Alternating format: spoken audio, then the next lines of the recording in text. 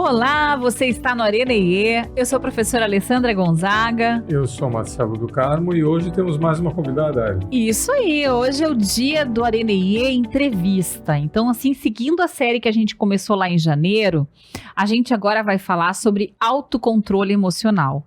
É um tema super polêmico, também super popular, cheio de coisas aí, de concepções atalhadas. Então, a gente pegou uma especialista, uma psicóloga amiga nossa, que é a Vanessa Carmo. Ai, que delícia de ter aqui, menina. Deixa eu ler um pouquinho do currículo da Vanessa aqui, então. Ó. Especialista em trânsito, também é coach, palestrante e escritora.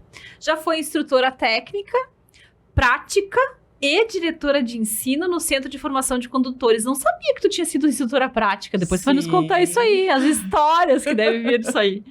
Com mais de 28 anos de experiência, junto a alunos de autoescola, ajuda as pessoas a passarem nos exames para obtenção de carteira de motorista, controlando medo, nervosismo e ansiedade a partir do desenvolvimento de inteligência emocional. Seja muito bem-vinda!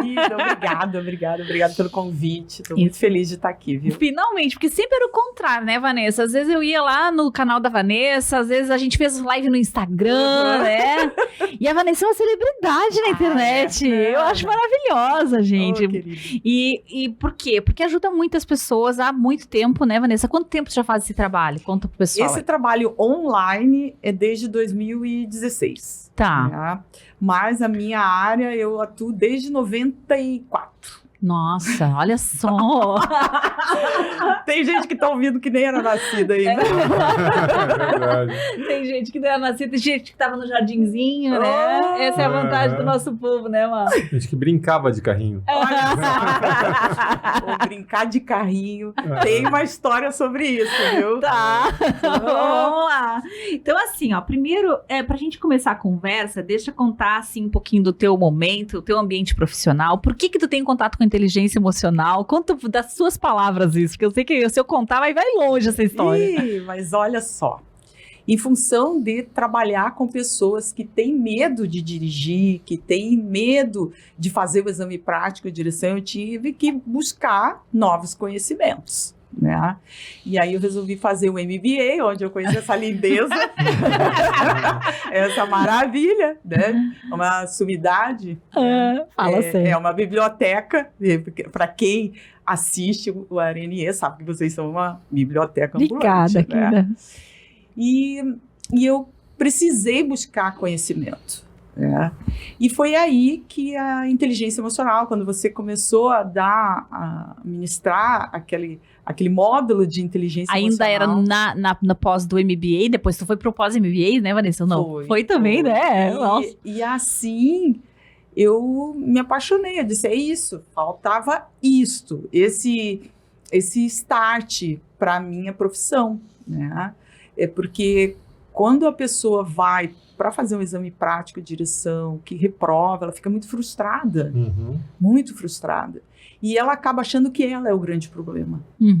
Então, eu tive muitos desafios nesse processo, desde que fiz psicologia, porque antes, voltando um pouco, eu era instrutora prática, olha só, fui instrutora prática durante 17 anos. Eu fui proprietária de autoescola. Olha só, não sabia disso. Eu fui proprietária de autoescola em Sapucaí do Sul. E nesse período, eu sofria junto com os meus alunos, por quê? Porque eu sabia que eles sabiam. Eu tinha preparado na parte prática, mas chegava lá na hora do exame, batia um piriri, sabe? Aquela coisa assim que eu não sabia explicar o que era, e nem o aluno. E eu ficava frustrada também, porque eu sabia que aquele aluno sabia. Mas o nervosismo e a ansiedade batiam de tal forma que não conseguia. E a pessoa achava que ela era culpada. Né? E a família cobrando. Então era assim, era o show dos horrores. E aí eu resolvi fazer psicologia, para poder entender esse universo, porque eu não conseguia. Tu via que era alguma coisa que não era do conhecimento, era da mente dessa pessoa, da maneira como ela estava se manejando ali de algum jeito. Exatamente. E quem nunca ficou nervoso, quem nunca sentiu medo, que atira a primeira pedra, né? Com certeza. E a gente não sabia lidar com isso também. E aí eu fui fazer psicologia, e ali eu comecei a entender alguns mecanismos da nossa mente, que, bom, eu preciso fazer tal coisa para lidar com isso. Uhum. Né? E aí eu fui entendendo que tudo parte do pensamento. Uhum. Né? O Epicteto já dizia isso, né? Não são os fatos em si que nos perturbam, mas a forma que a gente lida com esses fatos.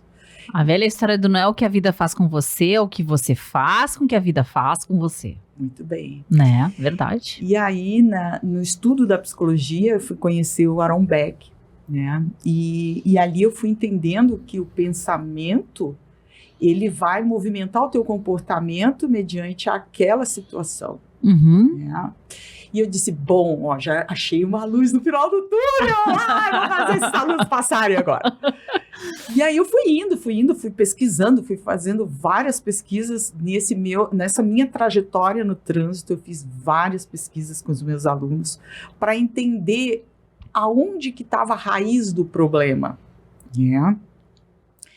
E ali foi a grande sacada, que eu disse assim, bom, onde é que está a raiz do problema? Está na forma de pensar. As pessoas estão focadas no pensamento errado. Uhum. Porque a pessoa vai para o exame prático de direção, por exemplo, e ela foca no quê? Na aprovação. Claro, direto. E quanto mais você foca naquilo, no teu resultado, que tem que ser perfeito, que tem que ser aquilo, mais nervosa tu fica. Olha, que interessante, Olha Vanessa. que legal. Claro. E aí eu me lembrei quando eu tirei a carteira. E olha só que interessante, eu tinha 18 anos, e faz um bom tempo. Faz um bom tempo isso. E eu, quando eu tirei minha carteira, o meu padrasto, ele tinha um Opala Commodore. E naquela época a gente tinha que levar o seu carro para tirar a carteira. Eu nunca tinha dirigido o Opala. Bah. E eu tinha feito, no caso, eu tinha feito aulas no carro da autoescola. E o exame era pela Polícia Civil e era dentro da Petrobras, porque o meu padrasto trabalhava lá. Então, cada um tinha que levar o seu carro. E eu nunca tinha dirigido Opala, mas fui na cara e na coragem. Eu disse, vou fazer a coisa acontecer. Pinguei sangue. Pinguei sangue. Foi uma loucura aquele dia. Nossa Senhora. Sim, foi uma loucura, mas eu consegui, graças a Deus. E depois eu queria que ele emprestasse o carro. Mas ele dizia assim, não, você vai sair comigo. Uhum. Porque como é que eu vou liberar um carro se eu não sei se você está em condição de dirigir o carro? Claro, faz sentido. Mas eu era jovem, menina, eu disse, meu Deus, eu tenho que mostrar para ele que eu sei. E eu sabia que eu sabia. Mas na hora de mostrar, que é aí onde eu quero chegar, Uhum. eu ficava muito ansiosa e aí eu só fazia caca. Uhum. E aí eu fui entender isso com os meus alunos. Porque a gente tem ali um examinador, né? Uhum. Um examinador de trânsito. E tu tem que mostrar para aquele examinador aquilo que você sabe. Uhum. Então, como é desafiador quando a gente precisa mostrar algo para uma pessoa que sabe mais que a gente. Ah, meu Deus. E É a por isso que eu tô sensação... nervosa. Não, deixa eu comentar. Vai te comentar que estamos tudo junto. Mas sabe que eu fiquei pensando aqui, que é esse olhar do outro me escrutinando, né? Eu sou criatura, deixa eu contar então o meu testemunho. Legal. Eu tentei a primeira vez a carteira de motorista, eu não vou me lembrar se eu tinha 19, 20, eu sei que eu tinha feito lá as provas, foi o azar, né, porque foi na virada do sistema do CFC ali, sabe, assim, eu peguei se eu tivesse me adiantado alguns meses eu não precisava ter feito todo aquele processo que tinha que fazer. E aí, na hora, primeiro teste, eu fui meio que assim, sem me dar conta de todo um procedimento que tinha. Aí foi o problema do meu pensamento caótico, né? Que vai aqui, vai ali. Sei lá o que eu fiz. Eu sei que eu fui tentar arrancar o cara e disse, não precisa mais. Já errou tantas coisas aqui que já nem precisa voltar. Assim, foi a minha primeira rodada.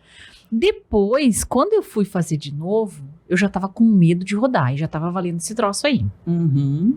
E aí, o que não me deixou passar adiante... foi alguma tecnicalidade no finzinho, mas já tinha ido até o final da prova para descobrir que eu não conseguia rodar. Ou seja, já bateu de novo na trave. E aí, para eu voltar a querer fazer de novo. E eu sei que tem gente que fica dezenas de testes para passar. Eu sei que passou 5 anos. Eu já estava perdendo o processo, eu ia perder se eu não fizesse. Era 31 de dezembro de 2003, mano? 2003. E aí eu tinha um noivo.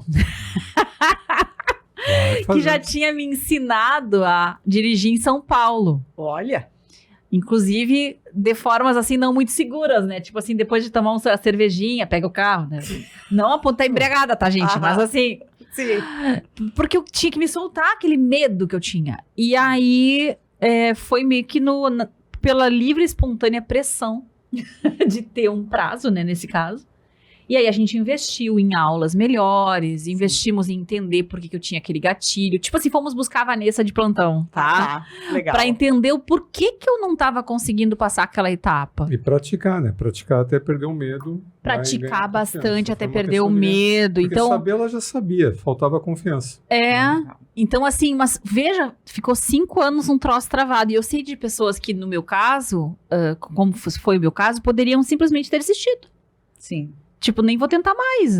Tá, não deu? Não é pra mim, como eu vejo muitas pessoas dizerem, né? Sim, e isso eu vejo muito os alunos, né? Ou melhor, as pessoas que me procuram, elas já estão adoecidas. Uhum. Olha, eu tive um caso agora bem interessante, que a menina entrou em contato comigo e disse, eu quase tentei pela minha vida. Nossa. Olha que profundo Que pesado, isso. que pesado. Porque eu reprovei no exame. Eu já tinha reprovado 5 vezes e eu estava quase tentando acabar com isso. Então é muito mais profundo. A gente acha, ir lá fazer exame prático de direção não é nada. Não, tudo depende de como a pessoa está lidando naquele momento, com aquela situação, o quanto é frustrante para ela, o quanto que ela deve estar sendo cobrada por isso. Né? Então é algo muito sério. Interessante, Vanessa. Estou me abrindo janela, desculpa, eu te cortei, mas eu pensei aqui que acaba que o exame ele é uma grande metáfora de como lidar com as dificuldades, com os entraves e com as provas da vida. Sim. Porque diferente das provas do colégio, que a professora te dizia, tá, tu faltou 2 pontos, vai lá, faz de novo, né? Na próxima prova tu passa bem. Para ti ir para uma próxima prova, tem todo um processo para você passar e você não tem a menor garantia de que nas trocentas coisas que eles vão medir, você vai conseguir realmente passar. Exatamente. Então, o tamanho da briga que tu começa a ter com os cenários catastróficos que tu cria na tua cabeça. Olha, tu falou tudo. Eu sempre digo para os alunos assim, parem de criar o teatrinho dos horrores. Onde o examinador é o vilão da história, é o monstro. Eu sempre falo isso. E você é a vítima de tudo. O que acontece é que, aquilo que eu falei, o pensamento, ele acaba sendo o start. E como a gente tem os pensamentos automáticos distorcidos, né, eles acabam tomando conta. Por quê? Porque você teve uma experiência negativa lá atrás, você reprovou e você não quer replicar esse sentimento. Né? E aí gera o quê? A ansiedade, gera o medo, gera a angústia, gera o nervosismo. Então a pessoa não quer passar por aquilo, ou ela procrastina, eu não quero, não vou deixar, agora eu vou dar um tempo. Agora, esse negócio de dar um tempo, puxando uma outra coisa. Entrou a pandemia, aí teve essa questão aí de prorrogação de prazo, né? Muita gente ali deve ter ficado sem conseguir fazer as provas, né? Imagino que não tem ideia. Eu só imagino.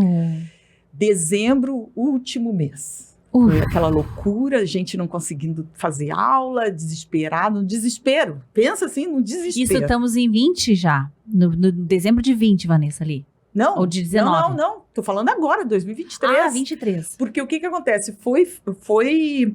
Foi gerado aí uma prorrogação do prazo para quem abriu a sua habilitação em 2019, 2020 ali, né? Então, é por ano, mas como teve a pandemia, teve aquelas paradas, enfim, foi prorrogando o prazo sempre para frente. Então, esse ano de 2023 foi determinado pelo Conselho Nacional de Trânsito que até 31 de dezembro de 2023 teria que ser encerrado esse processo. Tá? O que aconteceu? Muita gente estava na fila de espera para fazer aula, exame, não conseguiram. Então, prorrogaram o prazo. Para 24. Aqui no Rio Grande do Sul, se eu não me engano, é até abril, se me falha a memória, tá? Mas o resto do Brasil é até 31 de dezembro de 2024. O que acontece na mente das pessoas? Nossa, tem um portal se fechando. Me lembrei daquela metáfora que você falou dos portões se fechando. Né? Você lembra que foi aquela? Sim. Eu quero conhecer isso aí. Depois eu vou contar essa história. O que aconteceu? Quando o CONTRAN veio e larga, que foi prorrogado o prazo até dezembro de 2024, relaxo. Ah, sim, agora não tá aqui perto de mim. Ó. Meu feitor tá Poxa. lá em dezembro de 24. O meu problema está lá em dezembro de 2024.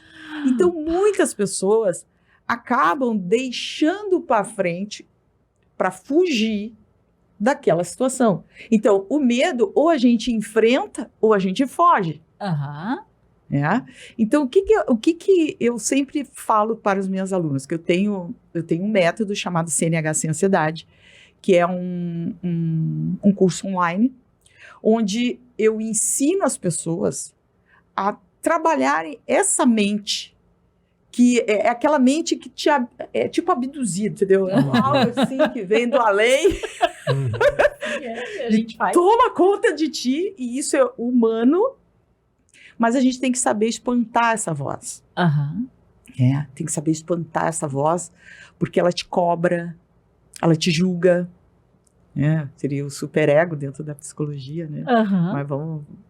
Mas ela te cobra, ela te julga, ela te coloca para baixo, ela te deprime. Uhum. Então, ela te critica, Uhum. e o pior crítico é essa voz. É esse crítico interno ali. Eu acho que é o pior, muito mais do que terceiros estarem te Não, os cobrando. críticos externos daí, na minha visão, são internalizações que você acaba fazendo desse... Quando você tem o teu crítico interno muito forte, você pegou às vezes a voz de alguém e botou pra dentro, mas a Isso. verdade é que no fundo, sempre é o teu crítico interno que tá ativado. Você tá alimentando eles com vozes dos outros. E agora Mas me é o teu crítico veio interno. uma outra da Neuza Coraça. Ela traz essa questão do crítico interno muito legal, que quando nós somos pequenos, ganhamos o quê de presente? Ah, menina, boneca, menino, carrinho, né? Falei do carrinho. E o quanto que esse brincar com o carrinho tem uma simbologia. Sim, eu tenho o comando do carrinho. Eu cuido desse troço aqui, ó. Ó, eu mexendo. Eu dirijo. Ele aqui. Eu dirijo essa brincadeira. Olha que interessante. E aí entram as estatísticas. Porque nós temos aí, em média, a última estatística, né? 6% da população brasileira tem medo de dirigir. Uhum. Mundial, 8%. Uhum. Dentre esses 6% e 8%, uma média de 90% são mulheres. Olha isso. E aí entra a Coraça com essa ideia de que, desde pequenos, nós somos estimulados, as mulheres, a brincar de boneca, casinha, panelinha e etc. Amiguinhos, vai brincar com as amiguinhas, vai conversar, vai trançar o cabelo uma da outra, vai fazer pulseirinha, que nem tu vê na fazenda praia, né? Olha que legal. Eu dei tudo isso para minha filha, porque eu tenho um casal de filhos. Eu tenho uma moça, uma jovem mulher de 26 anos e o meu menino de 23. E eu já era psicóloga nessa época, quando eles eram pequenos, e aí eu pensei assim, meu Deus, eu preciso mudar essa história. E aí eu disse, vou dar boneca porque ela gosta de boneca, vou dar panela porque ela gosta de panelinha, vou dar tudo isso porque é um ela universo. Curte, ela gosta de rosa, ela gosta disso, mas eu vou dar o carrinho da Barbie. Pronto, vou já vou dar uma empoderada nessa Barbie. Vou dar o carrinho da Barbie, porque ela tem que dirigir, né? E aí foi, e é isso que eu trago também para as minhas alunas, que muitas dizem assim, mas eu tenho algum problema, não sei o que, eu digo, não, te acalma, tu não tem problema nenhum. A gente só vai alterar, vamos reprogramar a sua mente, porque você é capaz. Todas nós somos. Mexer no crítico. E aí, Má, tô te achando muito quieto. Ele tava com dor de cabeça hoje, tá, gente? Por isso que ele tá tão quietinho. Eu tava pensando no que a Vanessa estava falando, né? Por um tempo, Vanessa, eu dei aula na graduação lá na Unicinos.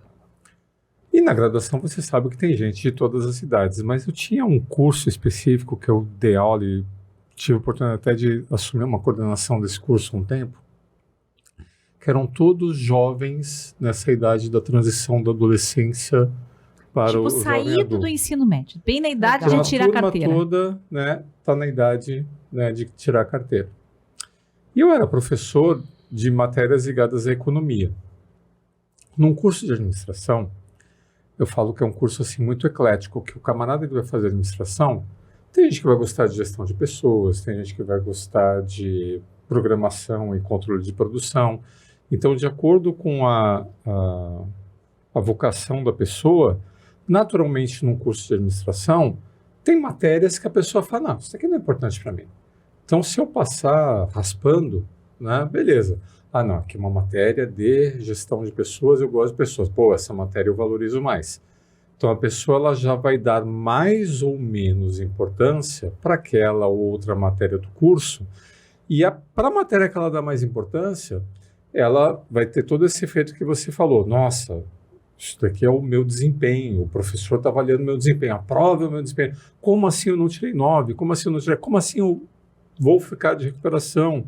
Numa matéria que você não valoriza, o que fala, não, mas por que eu vou saber de economia? Eu não quero ser planejador, eu não quero ser controller. Quem gosta de finanças se puxava, quem não gosta de finanças não se puxava. Então, eu já costumava ver o maior ou menor interesse, a maior ou menor frustração do aluno, em função do quanto ele estava ligado à matéria que colecionava ou não. Mas, como a Ali falou, estava todo mundo ali na época de tirar a carteira. Uhum. E o tirar a carteira, por mais que tinha pessoas que valorizavam ou não, é como se fosse um ritual de passagem para eles. É verdade. É verdade. Eu tenho a carteira, você não tem a carteira. E você quer saber o que era assim, o de rasgar o pulso, né, que a gente brincava? Como que aquele cara tirou a carteira e eu não tirei? A comparação, poxa. Como assim, né? Por exemplo, teve um dia, né, uma aluna, né, porque a turma era relativamente pequena, em torno de 20 alunos, né, então a gente conhecia todo mundo se conhecia pelo nome. E uma aluna chegou atrasada. E tal. Ai, desculpa, eu bati o carro.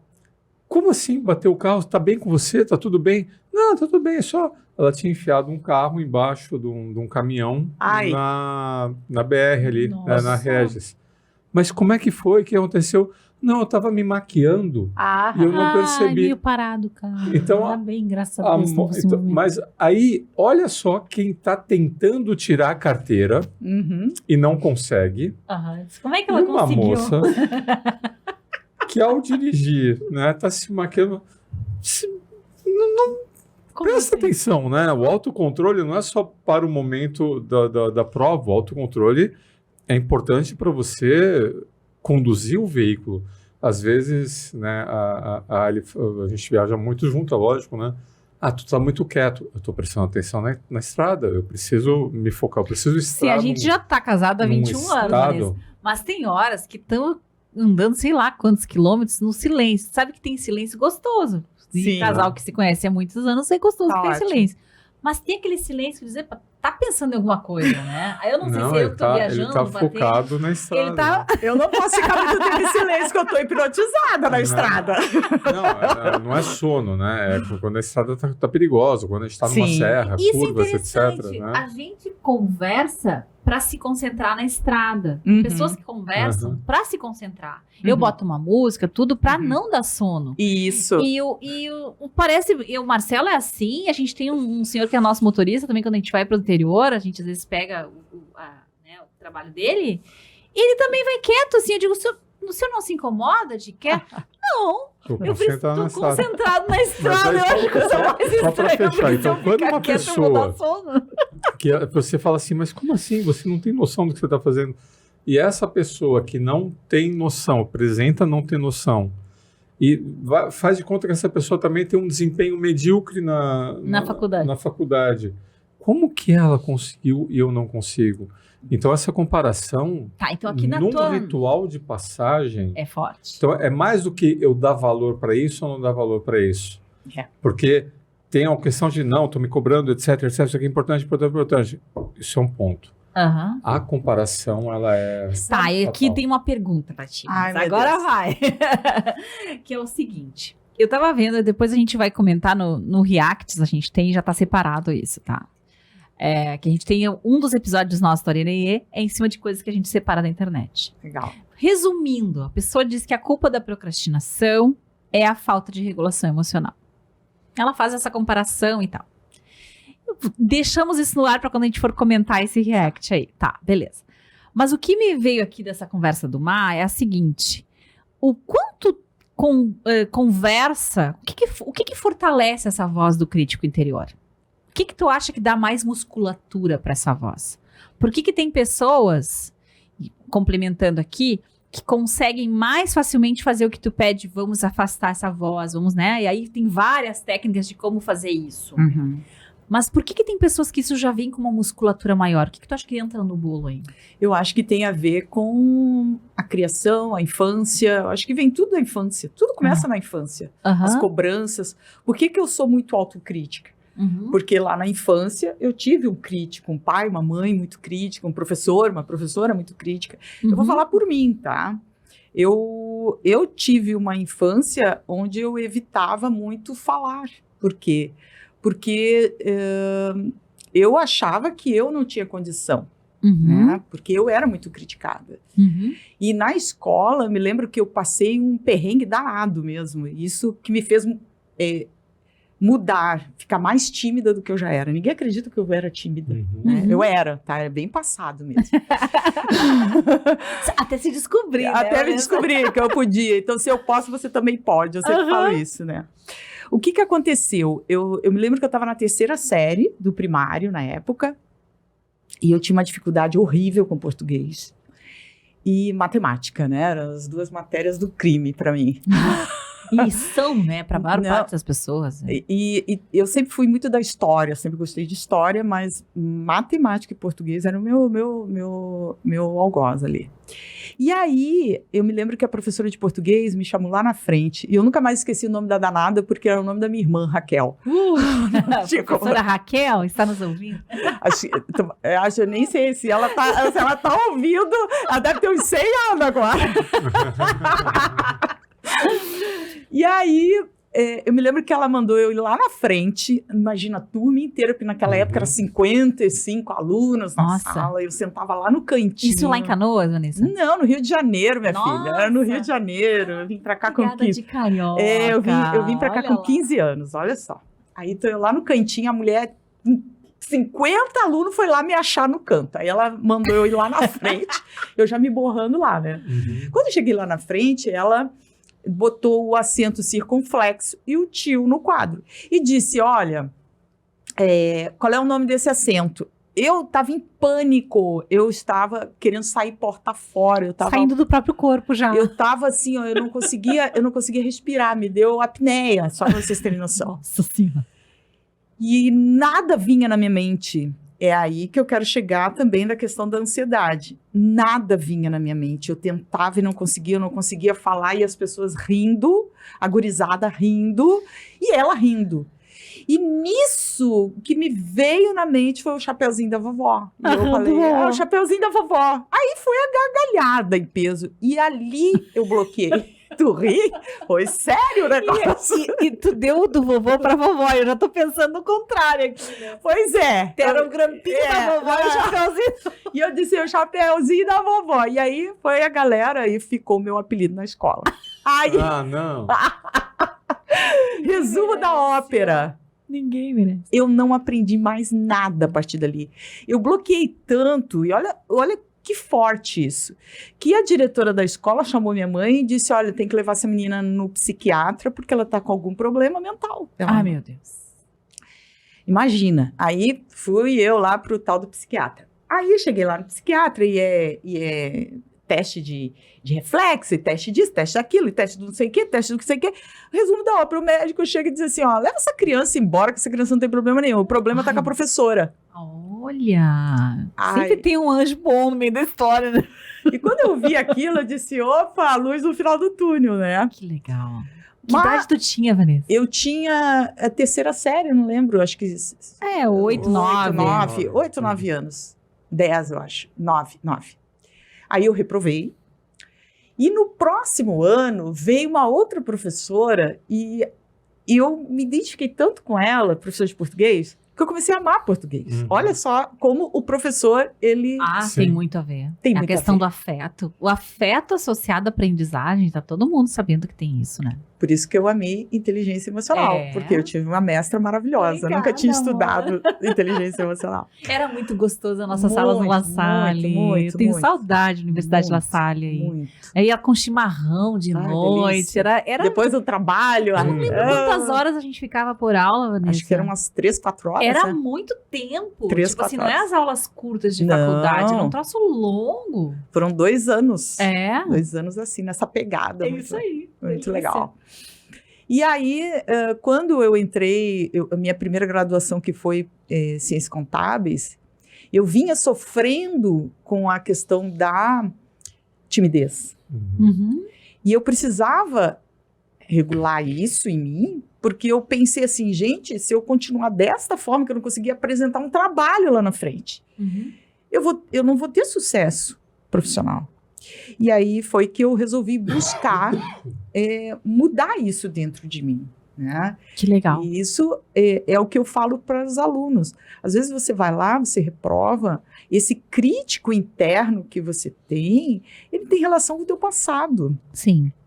E muitas vezes é um pai, uma mãe, um professor, um marido, uma irmã, um irmão, um tio, uma tia. E a gente se compara, viu, Marcelo? Há muita comparação. E essa comparação é doentia. Uhum. Porque você começa a se comparar, mas você não se compara como algo assim, poxa, eu sou capaz que nem o fulano. Uhum. Pô, como que o fulano conseguiu? Ah, porque ele é mais inteligente que eu, ele é mais esperto que eu, e eu sou burra. E tem muito disso. Uhum. Por isso que tudo cai no pensamento. Cai, eu acho que aqui eu tentando separar para nosso assado da IE, né, Uhum. Mar? Tentando puxar o que eu leio disso para IE. Eu acho que na regulação emocional tem muito também do teu olhar da mente. Onde está o teu campo de atenção? Porque quando a gente está equilibrado, quando a gente está no nosso melhor, a gente consegue perceber que alguma coisa está nos machucando e a gente diz, tá doendo, né? Então esse diálogo agressivo, você quando tá bem, você diz, não, tá, mas não adianta nada eu ficar me chicoteando aqui porque não deu certo. O que eu posso fazer para melhorar? Mas se você tá muito na lona, se a tua parte mais saudável da mente, ela tá muito preocupada, criando cenários terríveis, o medo ganha. E o medo ganha não porque ele seja, não apenas porque ele é primitivo, mas porque ele precisa te deixar um recado. Tá aqui o teu problema, olha pra ele, tá enxergando? Tu tá vendo? E se você não dá nenhuma resposta ativa pra isso, você se torna algoz de si mesmo. Perfeito. Né? Uma outra coisa, né, que o dirigir, o se habilitar em direção, nem sempre é uma coisa associada a algo que você queira ou goste. Ah, sim. Né? Pô, nós dois aqui. Uhum. Ai, que medo. Ó. Você- A Vanessa com os medos dela, nós com os nossos. Vamos Porque eu ver. falo de ti, porque eu acompanhei e fui testemunha da tua Daquele história. sofrimento lá. Para você, tirar a carteira de motorista era uma prova de valor. Era. Tu tem Era todo uma um dessas coisas de histórico, passagem. né, que eu não vou passar, que era um ritual, era você provar para o mundo que você valia. Isso. Porque você, não é que você gostasse de dirigir ou precisasse Não, dirigir, é uma prova de valor. Eu já tinha morado fora, Vanessa. Né? Eu tinha Imagina. conseguido fazer uma prova de motorista. Agora, por exemplo, no meu caso, dirigir era um sonho. Olha a diferença. É, Toda a diferença, né? Imagina, eu vou contar só o primeiro exemplo, né? Eu tinha muitos tios que dirigiam essa caminhão. história é legal. né? Eu pensei que tu ia contar da Paraty, que tu... Não, eu tinha muitos tios que dirigiam caminhão e tinha um tio que ele tinha habilidade de mecânica também. Então, quando eu passava as férias criança, 6, 7 anos, lá no interior de São Paulo, eu era meio que o auxiliar de mecânico, né, desse tio.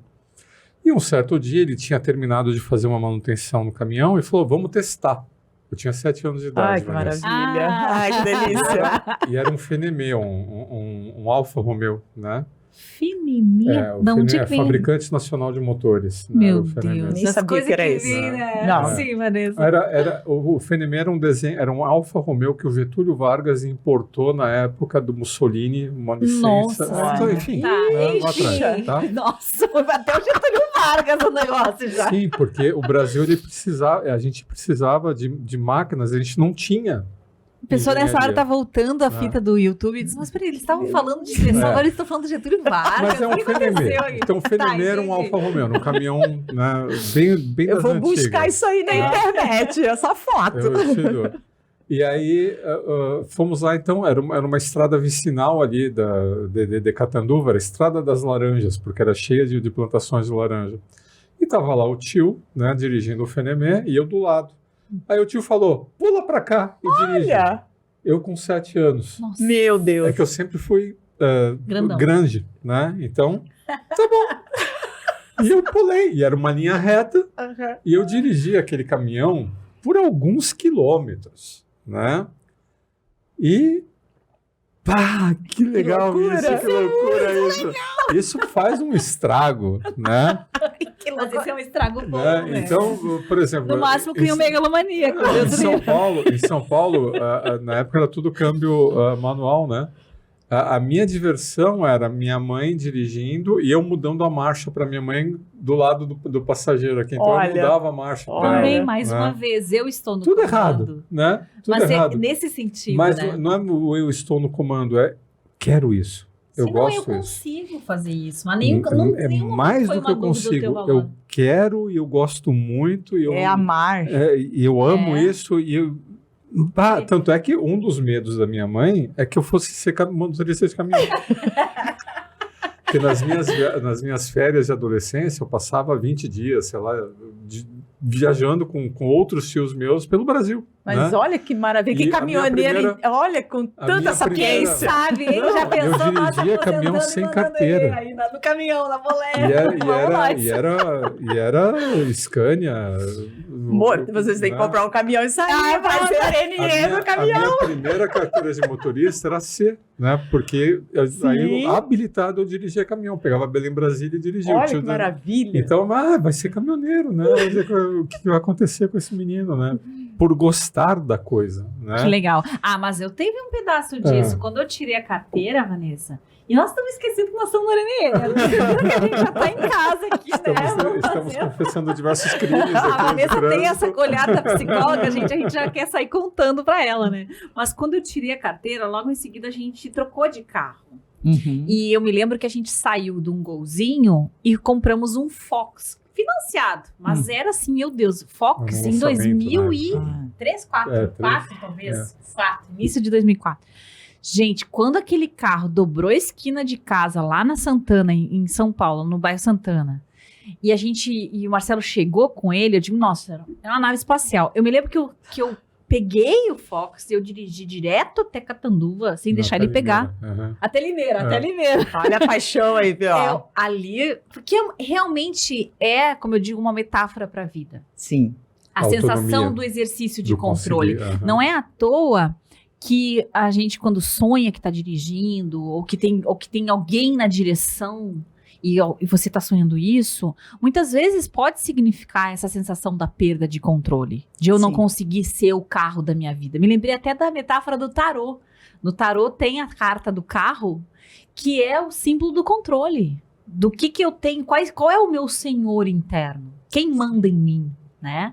Então, acho que tudo isso é uma grande metáfora de Remete à autocontrole, autonomia, Vanessa. remete então é um evento significativo e relevante da vida, É. que as pessoas elas têm mais afinidade, menos afinidade, mais ou menos traumas associados, e todo o valor associado a isso, se a pessoa tem um pinguinho de ansiedade, né, Vanessa? Isso História. História. Tá, então aí que eu quero voltar para a pauta aqui para nós não se perder, ó. Então, no nosso tema do autocontrole emocional, como é que você começou a jogar IE disso pro teu trabalho? O que você aproveitou das teorias de IE? Ou como é que você juntou esse conceito de autocontrole emocional com o trabalho de tentar diminuir o medo de dirigir? Aliás, qual é que é o nome desse medo?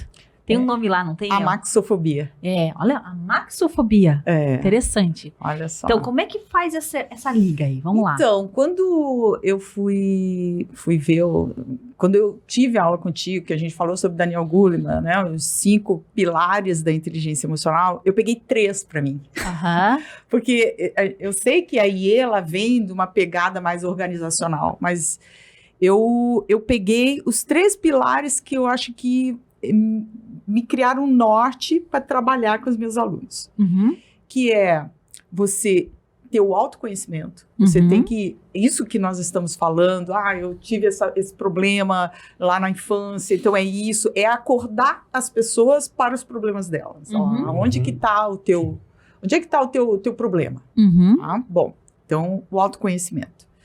O segundo é como você vai gerir essas emoções lá na hora do exame. E o terceiro é você estar automotivado. O que te levou a tirar a carteira? O que te levou a superar o medo de dirigir se você já é habilitado? Então, esses 3 pilares, para mim, foi o que assim, cara, é isso aqui eu tenho que, é isso que eu preciso estudar dentro da minha área para poder desenvolver essa inteligência emocional desses alunos. Então, essa gestão das emoções, ela tem várias técnicazinhas que eu uso. Uma delas, que eu trago também no meu canal no YouTube, Vanessa Carmo, psicóloga. Vanessa Carmo, psicóloga. Vai estar o link lá, com certeza. Legal. A gente vai deixar. É você saber que lá na hora do exame prático de direção, você não pode ir no automático, porque dirigir fica automático. Né? A gente não pensa, entra dentro do carro, a gente fica pensando, agora eu piso na embreagem, passo a primeira marcha, agora eu vou ligar o pisca. Ninguém faz isso depois que aprende. E os alunos fazem isso. E aí, o que acontece? Tu tá nervoso, tá ansioso, é natural, até por um mecanismo de defesa, até por causa do cortisol, enfim, que tu tá muito tenso, você ter os apagões, ter falhas de memória, ter falta de atenção, que é os efeitos colaterais da ansiedade. E eu digo, gente, você não pode ir no automático, você tem que fazer é tipo um manual mental. Então, eu ensino os alunos a você pensar e fazer, pensar e fazer. Só que para você pensar e fazer, você tem que respirar. Não esquece que tem que respirar, né? Tipo assim, não para de respirar no processo. Porque o que acontece? As pessoas ficam tão ansiosas, tão nervosas, sabe, que esquece de respirar. Total. Eu já tive casos, e aí voltando um pouquinho, quando eu era instrutora prática, eu me lembro que eu tive um aluno que hoje não deve estar vivo, porque na época ele tinha 70 e poucos anos, então só se ele tiver 150 agora. Não deve dar tudo isso, Vanessa, ela já dobrou a idade que tem. Não, mas eu tenho certeza que ele já não deve estar mais vivo, né? O que aconteceu? Ele entrou dentro do carro, ele paralisou, ele botou a mão, assim, as duas entrou mãos no freeze, na terceira resposta do medo. Exato. Meu Deus. E eu não sabia o que fazer. Eu não sabia como relaxar essa pessoa. E se eu tivesse o conhecimento que eu tenho hoje, ele nem teria entrado no carro desse jeito. Ele já teria entrado no carro mais light, mais leve. Inspira, profundo, vamos, solta, olha a musculatura, vamos dar uma alongada, aquela coisa toda. Então, eu ensino os alunos a isso. Que legal, que entendeu? legal. Então, esse conhecimento da inteligência emocional, ele me fez pegar exatamente... Sabe quando tu tem várias coisas... As ferramentas que a gente fala. Várias. Mas assim, nossa, mas calma. Por onde é que eu pego? Vamos por aqui. Eu preciso... Tem muito conhecimento, mas eu preciso de algo que seja efetivo. E se a gente pegar o princípio da IE, inteligência emocional, reconhecer e regular emoções em si e nos outros. Nesse caso, é você com você mesmo. Então, já tira os outros desse negócio. Isso, já diminuiu. Já diminuiu o tamanho da carga. Reconhecer e regular. Na regulação, aqui a Vanessa dividiu em duas. Uma coisa é eu regular o meu mundo emocional mais complicado, mais turbulento, todas essas emoções. E a outra é eu me manter motivado e focado no que eu tenho que fazer. Então, fantástico. Pegou realmente o que importava da IE e o resto deixa lá. E é exatamente isso que tem dado sucesso. Fantástico. Eu tenho mais de 1000 alunos, né, nesse período todo. E muitos alunos aprovados, assim, todos os dias. Que legal. Muitos, E muitos. lembrei alunos. de uma série de TV, que eu tô acompanhando com a filha. Eu adoro ver, tem horas que eu pego umas assim e fico maratonando, né? Aham. E essa série é a série do Dr. Boo. Ela tá disponível lá no Google Play, tá, pessoal? No Universal Channel. E o que eu achei interessante? Tinha uma pessoa lá que ela tava começando a se descompensar. Então, ela tava começando a ficar nervosa. E eu vou entrar num ataque de pânico. Ela disse, eu tô entrando num ataque de pânico. Aí ele mandou ela contar, mas não é assim 1, 2, 3, 4. Ele começou a contar. Repete os números depois de mim. 12, 15, 24, 12, 32, agora 4. E ela foi ficando meio confusa com aquelas contas que não batia número com número e foi passando. Uhum. E aí ele deu a explicação pra ela. Você contar de uma maneira caótica, você desliga o resto, porque o cérebro diz, o quê? O que é isso aqui? Como assim essa louca contando tudo torto aqui? Uhum. Então, a gente chama isso na IE de dar um chiclete pra mente mascar. Exato. E, nesse caso, o chiclete da mente mascar é o procedimento da prova. É aquilo que eu tenho que desempenhar. Então, eu lembrar, qual era a mesma ordem? Eu tenho que entrar e puxar o cinto. Então, puxar o cinto e aí vem aquelas musiquinhas até de professor de cursinho. Senta a marcha, freio de mão. Olhou pra fora. Como é que é isso daí? Como é que Assim, era? Seta, marcha, freio de mão. Olhou pra fora, porque em Minas você tem que olhar pra fora, entendeu? Aqui no Rio Grande do Sul não precisa. Mas assim... É isso aí. É o chiclete da mente mascando. Eu tenho uma dificuldade muito grande de decorar. Aham. Muita dificuldade. Então, eu procuro fazer associações. Então, quando a gente associa, é bem legal. E aí, eu me lembrei, tô falando isso, me lembrei quando eu dava aula. Aham. E eu tava grávida do Vinícius. E quando eu tava grávida dele, nossa, fiquei muito barriguda mesmo, uma coisa, e muito magra. Uhum. Aquela jiboia. Tá magra jiboia. Aquela que engoliu uma melancia. Melancia. E eu me lembro que os alunos tinham uma dificuldade muito grande de lembrar porque ele era decoreba, de lembrar daquela placa pista sinuosa, tá? Uhum. Pista sinuosa, que tem aquela cobrinha assim. Aham. E eu disse assim, gente, acabou isso. Vocês não vão nunca mais ter essa dificuldade. Por que, professora? Olha, aí eu virei de lado. Pista sinuosa. Olha a pessoa de lado. Vocês vão lembrar de mim na prova. Pista sinuosa, primeira direita, segunda esquerda. Aí eu virava pro outro lado. Agora, primeira esquerda, segunda direita, associação. Aham. O cérebro da gente precisa associar. E é isso que os alunos precisam fazer também na hora de ter esse controle, autocontrole. Uhum. Fazer algumas associações ajuda. Que lindo, Aliviar o adorei. cérebro. Fiquei imaginando você de jiboia. Eu lembro quando tu estava na iminência de tirar a carteira, né? Aham. Eu acho que o papel do instrutor, ou dessa pessoa que prepara, ela tem que saber ler muito bem o liderado, o aluno, o que quer que seja a pessoa que ela está ajudando. Porque não interessa a intenção que você tem, interessa o efeito. Eu sempre fui um cara assim muito da liderança situacional. Desde que eu conheci, na época que eu conheci a Alessandra, tinha os livrinhos assim que eram os livros que você tinha que ler nas empresas, né? E um deles era o Gerente Minuto na época. É um livrinho bem pequenininho, né? O Gerente Minuto é um livro, né, do Blanchard, que ele pega, numa historinha, ele descreve a liderança situacional. Era o Gerente Minuto, um livro, e o outro era a Meta, que o pessoal adorava, né? Os dois livros corporativos que era o must de... Se você faz parte do mundo corporativo, tem que ler. E o que é o Gerente Minuto? O que é o método da liderança situacional?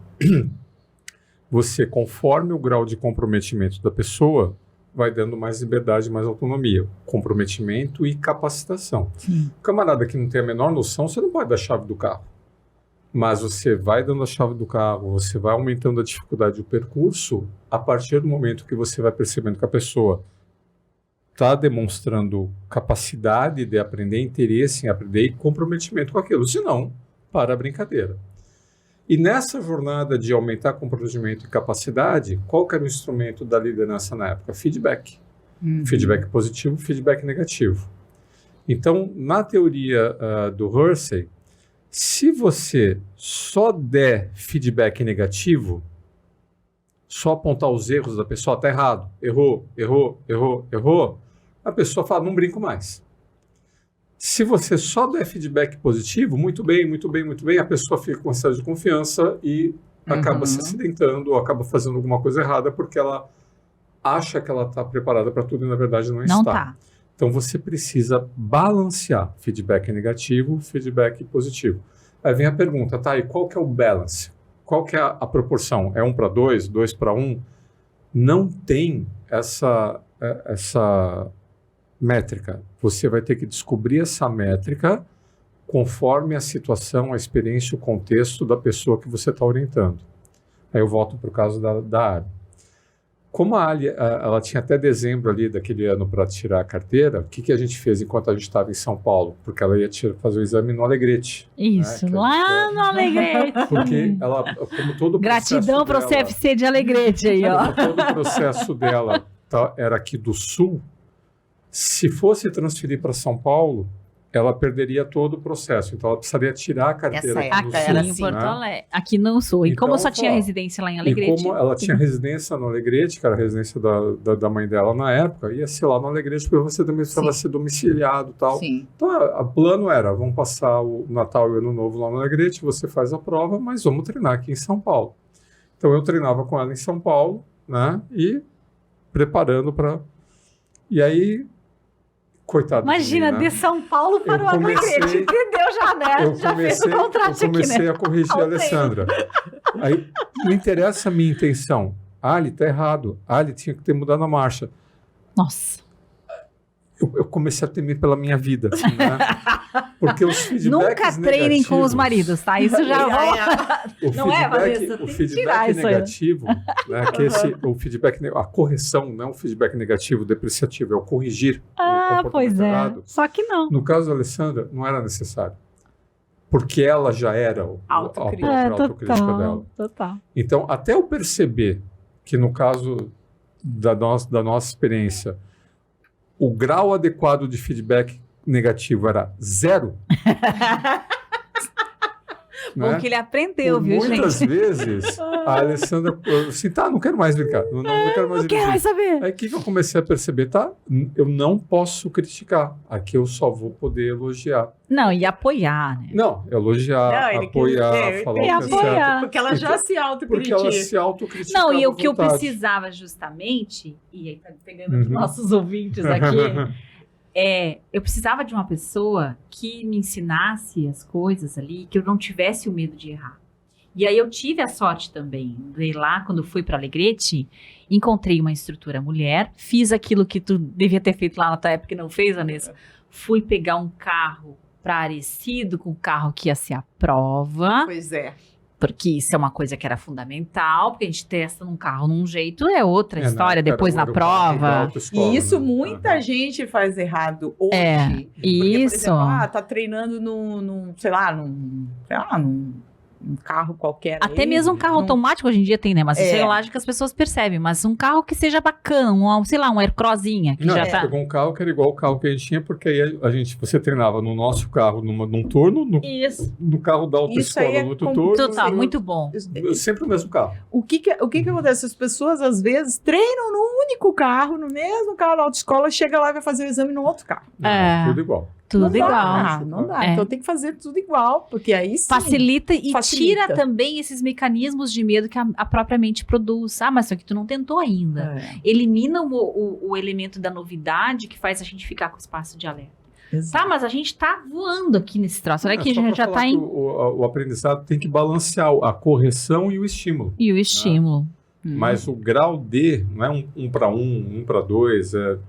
Então, Olha mas que eu você tá queria olhando. pegar com a Vanessa agora, Má, é a gente abrir dessa situação do autocontrole para a sociedade pós-pandemia, sabe? Opa, Que é aquilo que nós estava conversando ali na sala. sim. E eu quero depois contar também da caneca. Essas Ah, duas metáforas têm que aparecer é verdade, ainda. olha só. Porque você sabe, gente, que às vezes o melhor do Areneie acontece antes ou depois, né?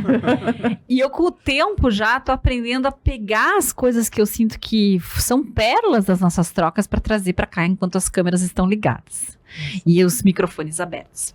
Então, conta um pouquinho assim, o que foi essa reflexão que tu andou fazendo, do que era aprender a dirigir antes da pandemia, do que é agora, como é que tu tá percebendo essa regulação emocional coletiva? Então, quando a gente entrou no processo aí da pandemia, que as pessoas fugiram das ruas, né? Sim. Bem assim, vamos todo mundo recolher as nossas cavernas. Me faz lembrar o mito da caverna. Total. Aquela coisa, não podemos sair pra rua, não. Os seres humanos agora são perigosos, o mundo é perigoso, o contato humano é perigoso e tudo. Tudo perigoso. Então, o que eu percebi? Que logo que estão liberados, vamos sair pra rua, as pessoas ficaram receosas. Mas receosas, mas loucas ao mesmo tempo. Até eu também fiquei meio doida, assim, tipo... Todo mundo. Cara, não tô me reconhecendo, parece que não sou eu. Né? Parece que não sou eu. E aos poucos as coisas começaram e eu acho que ainda estamos num processo. Sim, porque se a gente parar para pensar no Brasil mesmo, 2021, um isolamento total das relações o tempo inteiro com aquela máscara que ficava porta-queixo, aquela coisa horrorosa, né? Focada. Aquela coisa horrível, com aqueles panos sujos que a gente botava. Eu disse, meu Deus do céu, eu não consigo respirar direito. A gente botava uns panos sujos na cara e saía, né? Uns negócios com bafo o dia inteiro, muito bem. Aí foi 2 anos daquele horror. Imagina, a gente... Aliás, tem uns memes de internet, Vanessa, que mostra as barbaridades que as pessoas usaram no começo da pandemia, né? Tipo, assim, a pessoa saía plastificada de casa e ia pro mercado, né? Muito bem. Aí passou essa fase, veio o nosso ano de 22, que a gente ainda teve alguns prolongamentos aí, alguns lugares ia, outros fechavam, outros voltavam. No Brasil ainda teve todo o estresse daquele embate político que foi um terror, aquela coisa de quem é amigo, de quem é inimigo, quem tá comigo, quem tá contra mim, né? Chegou 23, a gente olhou, nossa, tamo vivo, né? Tamo. Você é boa, tamo vivo. Me belisca pra ver se eu tô aqui. Vivo, né? Olha só, passou por um monte de coisa, tamo vivo, tamo. E agora... De fato, as pessoas estão começando a saber o que é esse mundo das interações. Enquanto isso, o que a nossa mente se acostumou a fazer? Toda a seara de dificuldades, os embates, a nossa raiva, o nosso medo, a nossa fúria, a gente aprendeu a botar nesse troço aqui. Pois então. E aí, Vanessa? E aí? Aí começa... Esse troço aqui é o celular, para quem tá para quem tá no rádio, tá? Esse troço é uma coisa bem interessante, porque a gente acaba viciando nesse troço. E esse vício, ele acaba acabando, é boa, né? Ele acaba acabando com as relações. Isso. Não só no trabalho, mas também nas relações pessoais, em casa, com as crianças. As pessoas estão dispersas. O que eu percebo que pós-pandemia, que estamos, não digo alienados, não é isso, mas estamos mais ansiosos. Total. Mais ansiosos, estamos... Mais raivosos também, Vanessa. Pelo menos no mundo, claro, digital, a raiva foi para lá. Mas no trânsito, tem sempre teve, né? Sim, não, o trânsito é algo assim, ó, gente, é surreal. O trânsito é algo... Por que ele é surreal? Porque você está dentro da tua caixa. Você está dentro da tua caixa. E todos estão dentro das suas caixas, sejam lá dentro do carro, ou você como pedestre, como ciclista. E esse universo, eu creio que só vai mudar a partir do momento que as pessoas entenderem que ela faz parte desse universo. Que não é o universo que faz parte da vida dela.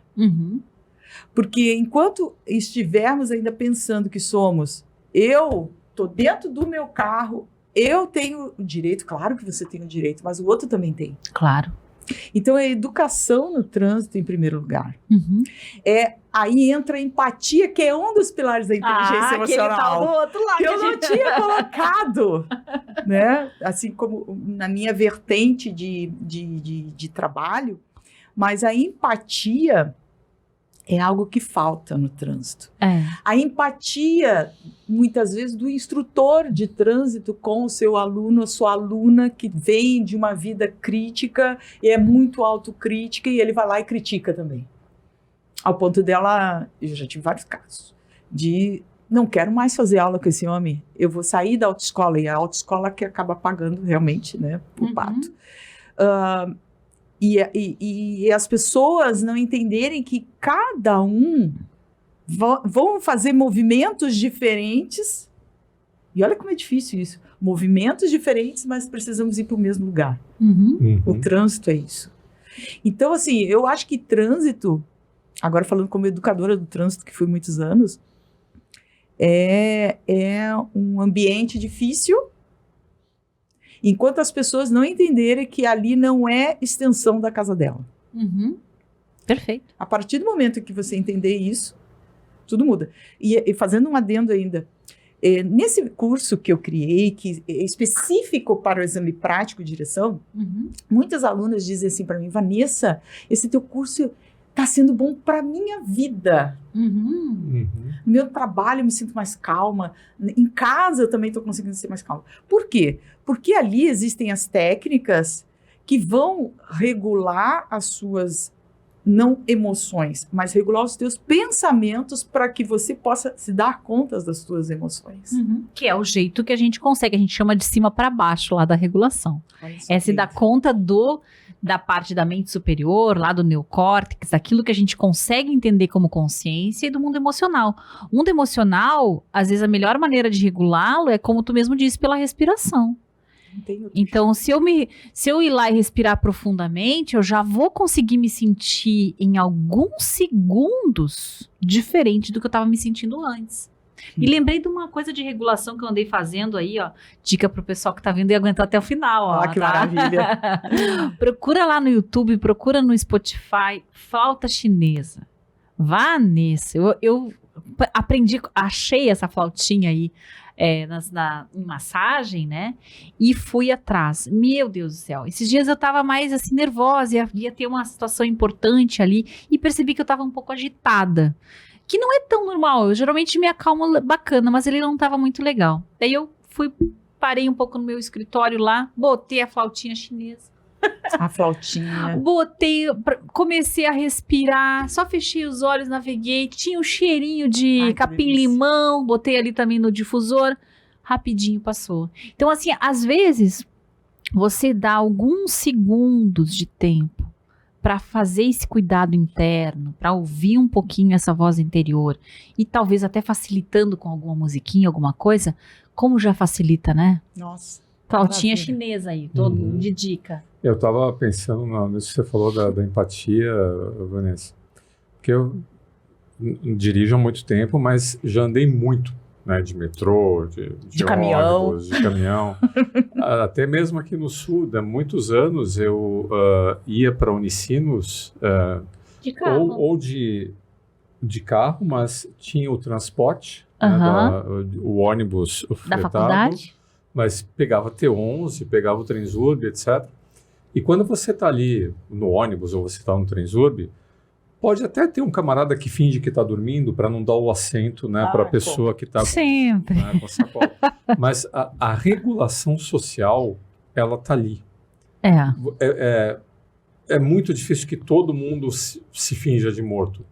Então, todo mundo ficou no ponto esperando o ônibus ali na chuva, todo mundo entrou tem no um ônibus senso lotado, de coletividade. Tem um senso de coletividade. E tem a regulação social. Você está compartilhando o mesmo espaço no vagão do trem, o mesmo espaço no ônibus, e as pessoas aprendem a dar passagem, a levantar, a auxiliar alguém que esteja com mais dificuldade. Quando você está num carro, né, não quem está aprendendo a dirigir, mas o cara que já tem a carteira, ele fecha o vidro e ele entra na bolha dele. Isso. Me lembra aquele desenho animado do Pateta, né? Que muito antigo. Né?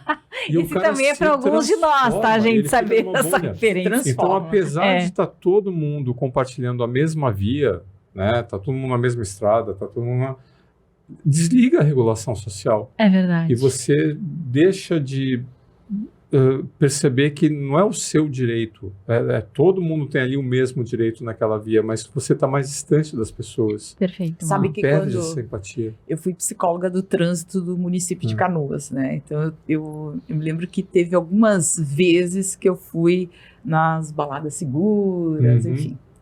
E o que eu percebi ali, né? Que as pessoas não querem ter alguém te cuidando.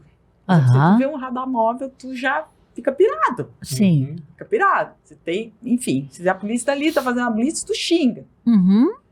E eu, como eu trabalhei junto com eles, os agentes de trânsito, eu também via o sofrimento. Dessas pessoas. Porque o que acontece? Tu tá ali, o teu trabalho é um trabalho que a sociedade odeia. É impopular, Deus livre. Nossa Senhora. A gente trans, se der, não precisava existir, né? É isso que a sociedade pensa. Mas, ao mesmo tempo, eles estão ali, eles estão salvando vidas, eles estão fazendo o papel deles. Então, o quanto que é necessário, sim, a gente ter algo que faça a gente respeitar aquilo, nem que seja sei lá, como é que é? Um radar móvel, alguma coisa.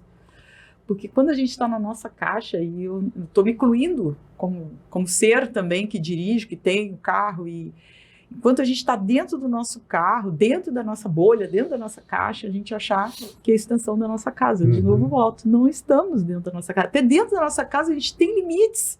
Eu não posso invadir isso aqui, mesmo que seja meu filho, minha filha. Teu cachorro, teu gato, até o gato. Lá em casa até os gatos têm... Os gatos têm prioridade, você tem primeiro, dá licença. A gente tem que ter, por compartilhar um espaço coletivo, a gente tem que ter um código de ética. Se eu estou do lado de cada pista, eu preciso confiar que você vai ficar do lado de lá da pista. Exato. Eu preciso confiar que você que está vindo numa direção contrária não vai ultrapassar quando a faixa da pista... Sim, o tal código de trânsito, de novo, é uma grande metáfora, precisa haver uma aderência muito grande a um padrão ético-moral. Uma das coisas que eu mudei, Vanessa, quando eu dirigia lá em São Paulo, tu falou do radar, né? A gente tinha esse hábito de alertar o motorista da pista contrária, olha, tem um radar ali. E dava o sinal de luz para avisar que tinha um radar. Eu parei de fazer isso. Eu continuo sinalizando para um acidente. Tem um acidente, aí eu sinalizo. Claro, né, aí são os 3 sinais, né, sequenciados. Mas os 2 toquezinhos do radar, eu parei de fazer. Porque foi, não, isso está errado. Né? As pessoas, elas precisam se comprometer à ética do trânsito. E se para essa pessoa, né, se comprometer, precisa da lição amarga... Parece coisa de moleque na escola, né? O Bedel tá ali no corredor, né? Esse ato de avisar o cara que tá... Nós temos que ter e tem tudo a ver com inteligência emocional, porque quando a gente estava conversando com o Caruso uma vez... a gente levantou justamente isso, né? Qual que seria a relação entre inteligência emocional e comportamento ético? E a empatia é o diferencial. Você vai ter uma maior propensão a ter aderência a um padrão ético e as normas de trânsito, no final das contas, é um grande código de conduta para preservar a vida. Perfeito. Mas para você ter aderência à norma, qualquer norma, você precisa ter empatia. Então, a alta inteligência emocional é importante não apenas para você conseguir ter a paz de espírito necessária para ser aprovada no exame da direção, mas principalmente para você preservar a vida. A direção segura, a direção defensiva, toda ela, a base dela é a empatia. É o se preocupar com o outro, é a consideração para o outro. E uma alta inteligência emocional é tudo o que a gente precisa para desenvolver essa habilidade de empatia para a gente conseguir ter segurança nas ruas. Isso aí. E tu sabe que interessante tu estar falando, porque a gente não consegue, por exemplo, eu, Vanessa, não consigo ser a Vanessa que está em casa diferente da Vanessa no trânsito. Claro. Ser diferente da Vanessa que é a tal da congruência que a gente fala, é ser congruente. O que eu penso, o que eu sinto, o que eu sou, é tudo junto. Tudo junto. E as pessoas acham que é diferente, não é? Isso aí. O desenho do Pateta é só o desenho do Pateta. E é por isso que essa conversa é tão boa, Vanessa. Porque dá pra sentir isso de longe, essa autenticidade aí. Vamos tá, então essa que é a ideia. Então agora já pegando finalmente, né? Dá o teu recado pro pessoal. O que tu quer dizer aí? O teu canal do YouTube. Fica à vontade. Vamos encerrando. Dá o serviço pra galera. Olha que lindo. Então, eu trabalho na área do trânsito, né? Eu trabalho online, porque tem gente que me pergunta assim, mas como? Como que você consegue resolver um problema de exame prático de direção, superar o medo de dirigir online? Eu não preciso estar na parte prática com você, porque a parte prática você já sabe. Isso. E se houver a necessidade da parte prática, você vai buscar um instrutor, né? Se é habilitada. Tem o desafio dos 21 dias, que a gente chama, né? Esse desafio dos 21 dias, ele é fundamental para que você, como o Marcelo tinha falado no início, é importante treino para você ter mais segurança naquilo que você vai fazer, é óbvio. Mas tem aqueles casos de pessoas que mesmo que treinam, não superam o medo. Então isso já não tem mais a ver com a prática. Isso tem a ver com mecanismos mentais que a gente precisa. Dentro da caixinha, né? Surpresa. Uma caixinha de surpresa. Então, assim, eu trabalho nesta área, tanto para quem já é habilitado, quanto quem ainda não é habilitado, né? E tem um canal no YouTube, Vanessa Carmo Psicóloga. Então, ali toda terça-feira, às 8h30 da noite, ou tem live. Ou tem live. Que legal! Ou tem um videozinho lá que tem lá toda terça-feira. Que legal, Vanessa. Tô aí para ajudar as pessoas. Muito obrigada. Vamos agradecer, né, Mar? Que delícia de Areirinha. A Vanessa tem uma oportunidade de trabalho para você, viu, Vanessa? Quer preparar as famílias para as reuniões de final de ano, no Natal. Pois é. Imagina, para toda reunião de família. Para toda reunião de família. Agora vai logo reunião de condomínio. Agora vem carnaval. Nem me fala em reunião de condomínio que eu tenho uma semana que vem. Olha só.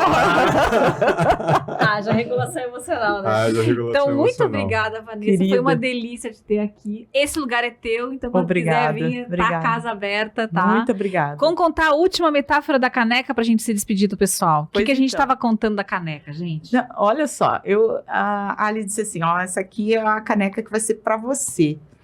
Eu já tinha ganho uma outra caneca dela, já faz alguns anos, quando ela foi minha mentora, né? No trabalho de conclusão do curso. E aí, quando eu olhei essa caneca, eu me lembrei de uma história.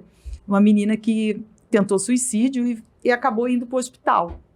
E chegou lá no hospital, o médico entrou na sala e perguntou para ela por que ela tinha feito isso. Por que você tentou atentar contra a sua vida? Ela disse, porque as coisas estão difíceis, não estou conseguindo, não conseguindo lidar com isso. Aí o médico foi lá, eu não sei o nome do aparelho, esse que mede os batimentos cardíacos. Tá? Todo mundo tá vendo aqui, ó. Faz o eletrocardiograma.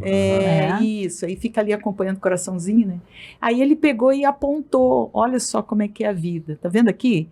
Vai ter momentos que nós estamos... peraí, deixa eu botar aqui a caneca. Aqui, ó. Ali, aqui. Você tá apontando a caneca tem um sinal de eletrocardiograma, aqui, ó. Isso, como se fossem batidas de um coração. Aqui. Então, na vida, nós vamos ter momentos que estaremos no alto e vão ter momentos que estaremos aqui, ó, aqui embaixo. Emoção é isso. A gente vai ser sempre assim, né? Aí ele disse, já imaginou quando a linha estiver reta? Então, quer dizer, quando eu li essa história, eu disse assim, meu Deus, como a vida nos afeta, né? Vai ter momentos, sim, faz parte da vida humana, a gente passar por momentos difíceis, momentos não tão difíceis, momentos gloriosos, que a gente está no auge da nossa felicidade, momentos que a gente está no auge da nossa tristeza, e isso é ser humano, isso é fazer parte da vida humana. Então, quando eu vim ajudar essas pessoas a realizar esses objetivos, eu fico tão feliz, eu fico tão agradecida, eu fico tão honrada em ver o quanto o meu trabalho salva vidas também. É verdade. Eu estava falando antes da gente começar, porque teve um caso, não sei se eu falei aqui. Falou? A gente faz 3 dias que nós estamos nesse podcast. Da pessoa tentar contra a sua vida porque não conseguir passar no exame prático. Que absurdo. Então a gente começa a ver o quanto o ser humano ele está se cobrando demais. Eu acho que é a cobrança. Então desenvolver essa inteligência emocional eu acho que é fundamental. Eu aprendo muito com vocês, de vez em quando eu entro aqui. A delícia. Ela estava lá num desses, viu, gente? Um dia teve a Vanessa aqui comentando, eu digo, você vai vir pra cá, ó, tá aqui, ó. Maravilha, muito obrigada, gratidão Obrigada, a vocês por terem me feito convite. Foi, olha, não sei o tempo que a gente passou Mas aqui. já chegou em 1h30, eu acho, Mas- essas alturas do campeonato. Sério? Eu acho que sim, sei lá, o pessoal já tirou o reloginho, né? Daqui a pouco vão abrir a porta. Às vezes vão jantar, alguma coisa assim. Muito Tá bom, gente. Muito obrigada a quem nos acompanhou até aqui. Foi uma delícia. Até o próximo Arena IE. Isso aí, até mais. Até mais.